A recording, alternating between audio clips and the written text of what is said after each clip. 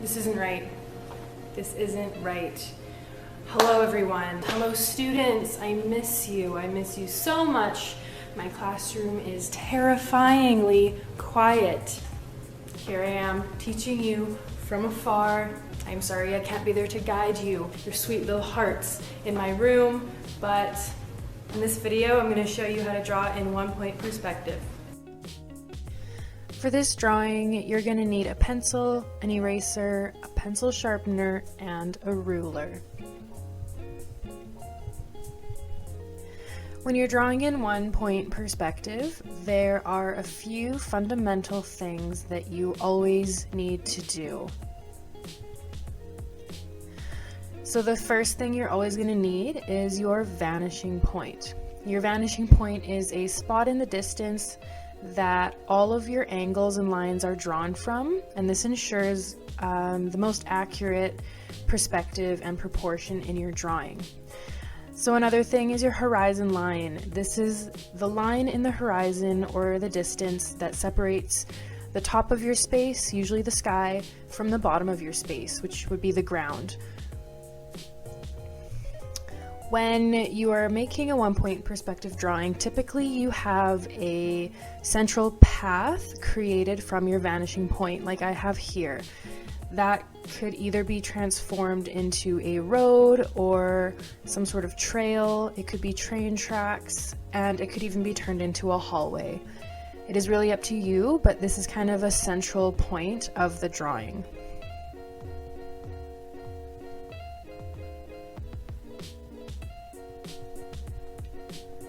So now I'm just going to start right from the beginning and take you through the steps to draw your 1-point perspective. You're always going to want to start with your horizon line. So you're going to want to use a ruler, draw a nice straight line. If you're going for a street scene like I'm doing, I like to have my line closer to the top or middle of my page. You're going to throw down your vanishing point anywhere on that horizon line. For the sake of a beginner video, I'm going to just make my vanishing point in the middle, nice and easy.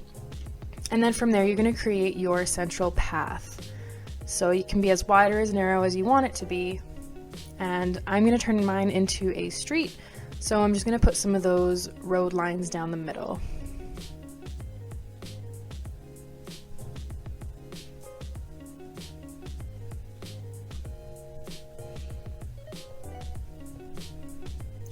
So the first thing you're going to want to do is decide what's going on either side of your path. You're going to put in some houses or buildings or trees. Whatever you do start with, you're going to need to draw that first angled line towards the top of your page, and this is going to distinguish the top, the roof of whatever it is that you're drawing. So I'm drawing a building, and that is going to be my top angle, my top line of my building. From there I can draw the front facing wall, so the side of my building that's facing the street.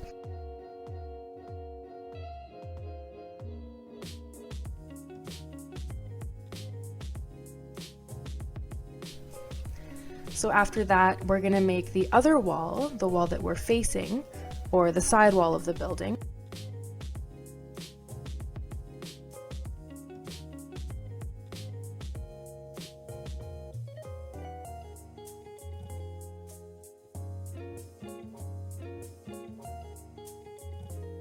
I like to erase any unnecessary lines as I go, any background lines that you can get rid of, and this just helps to keep your drawing a little more organized and neat. It can get very confusing with all of the lines all over the place if you're not erasing as you go, so I highly recommend you do that.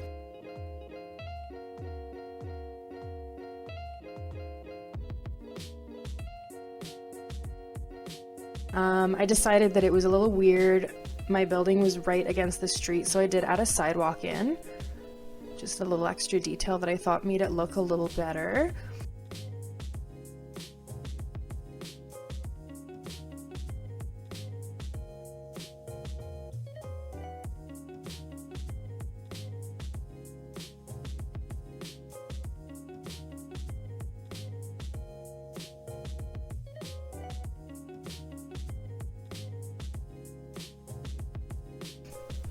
And to add a bottom to our building, we are just going to square off the bottom part there. So a parallel line from our roof of our building, we're just going to make a flat bottom.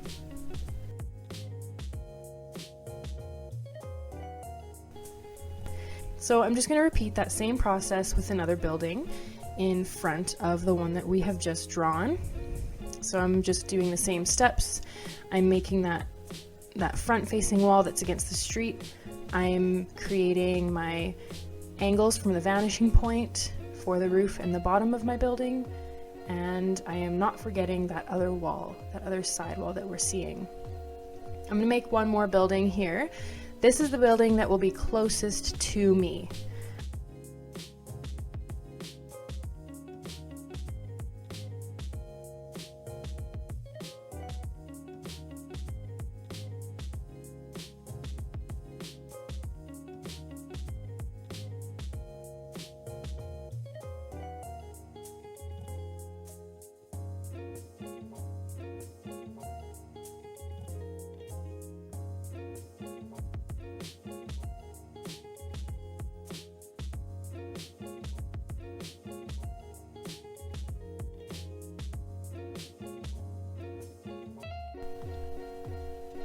Another thing I like to do as I'm going is really intensify the lines of the objects or buildings that are closest to me. And I kind of like to fade out the lines of the buildings in the background. And this just kind of helps keep that illusion of distance going back. I'm also going to throw a tree in here in the front of that other building, just so you can see that you can create organic shapes using that same angled line coming from the vanishing point. So trees don't have squared tops, they don't have a straight line at the top, but if you create one from the vanishing point, you can use that as a guide of how tall your tree should be and where the top of your tree should be resting, just like the buildings, and that will help to keep the proportion properly and to keep that effect of the tree being in the front, the tree being bigger, and everything behind it is going back into space down that street.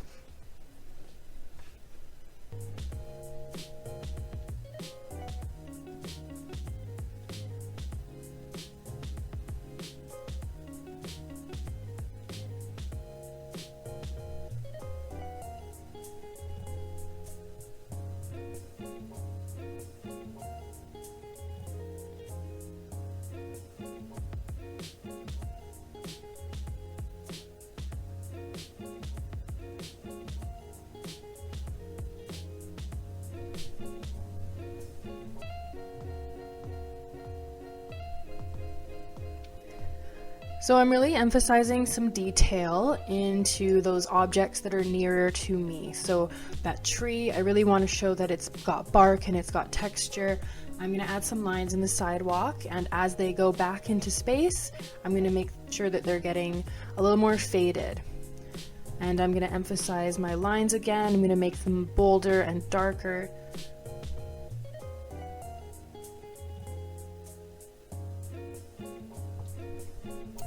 I'm also going to add detail to that first building, so I like to add a little bit of windows and doors to all my buildings, but on that first building, that one closest to me, I'm really going to emphasize some detail, and it'll just make it pop. It'll make it seem like it's really closest to me. I can see the detail clearly, and then those buildings in the back, they're going to be more faded, not quite as emphasized, and the details will be not as easy to see because they're far away from us.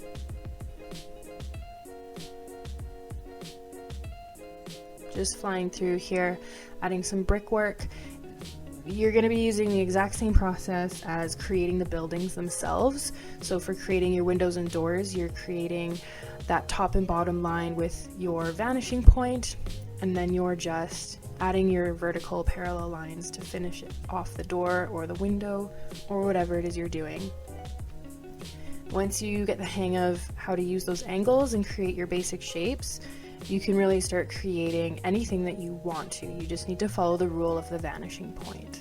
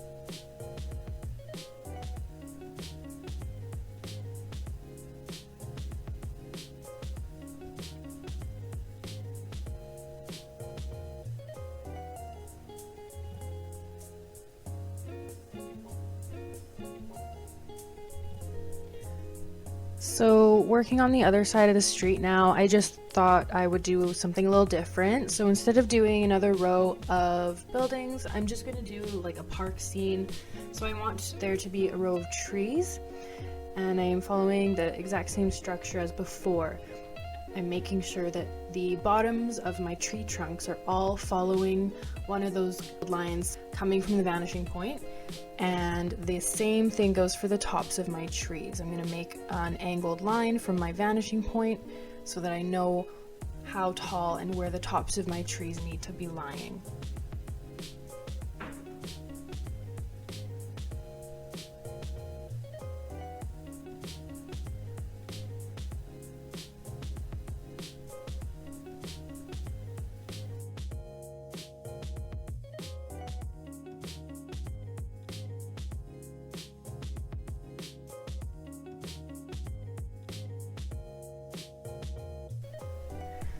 Okay, so here is my drawing. It seems to be looking good. I'm happy with all the proportions and the perspective and the vanishing trees and buildings going back there.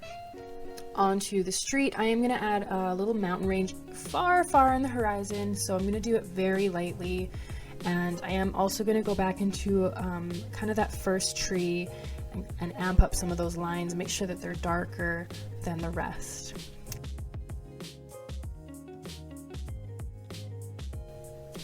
I'm now going to add some value to my drawing. You can do this with pencil crayon if you want a colored drawing, or you can use just a pencil if you want to go for black and white. I always like to start with making my dark shadowy parts and making those bold lines first, and then I kind of shade and fill in the rest of my tree, house, whatever it is you're coloring afterwards, and this kind of helps me keep track of the value, the light and the dark, and it's just going to make your drawing pop and seem a little bit more realistic. So as you can see here with the sidewalk, I am starting very dark in the front, and I'm just making sure that as I go back down that street, I am lightening it up.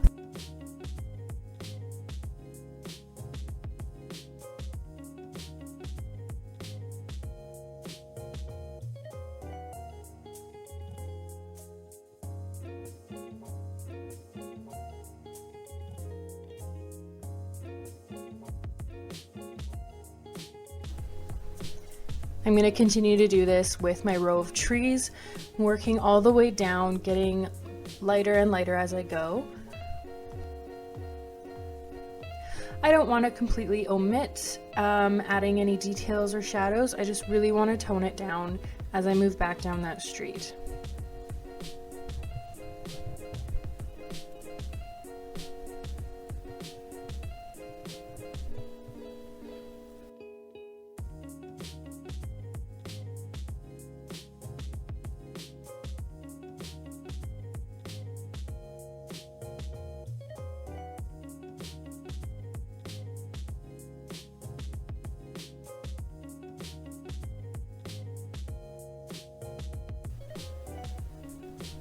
So you can see on the side of the street with my buildings, I've made the sidewalk a little bit darker, and I've kind of made the patch of grass under the bench slightly darker as well. And that's just another detail that's going to make your drawing pop a little bit more, seem a little more three-dimensional and a little more realistic.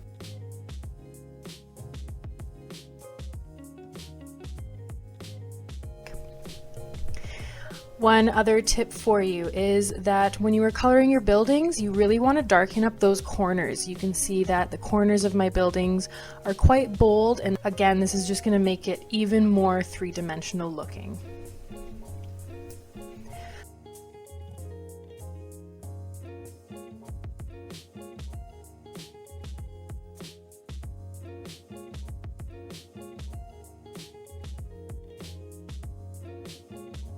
I've added a very slight background in the distance. This is a final step you can do for your perspective drawing.